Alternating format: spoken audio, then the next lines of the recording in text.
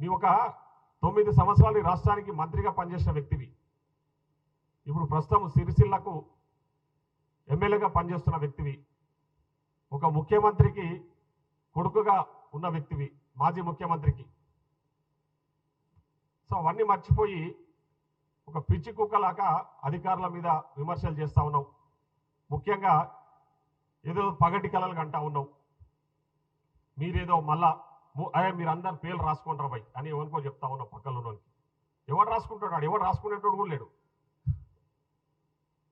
రాసుకొని ఏం చేస్తావు? అసలు ఏం చేస్తున్నారు ఈరోజు? మీలాగా అధికారులు ఆ రోజులాగా మీ చెప్పు చేతుల్లో మీరు చెప్పిందే చేసే అధికారులు లేరని మీరు బాధపడుతున్నది. ఈరోజు అధికారుల మాట ఏంటంటే కాళేశ్వరం కూలిపోయే ప్రసక్తే లేకుండే.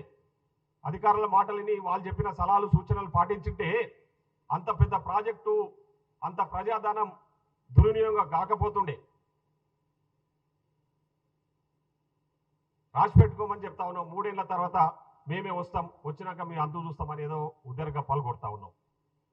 నేను చెప్తా ఉన్నా కేటీఆర్, నీ 3 సంవత్సరాలు కాదు కాబట్టి నీవేదో నీ ఊకదప్పుడు ఉపన్యాసాలకు ఉత్తగా ఉరుకులాడి నీవేదో బెదిరిస్తే ఎవరో బెదిరుకుంటున్నారని ఎవరు భయపడతలేరు. ఏదో ఆడ మీటింగ్లలో సపర్లు కొడతారని చెప్పి మాట్లాడుతున్నట్టున్నావు.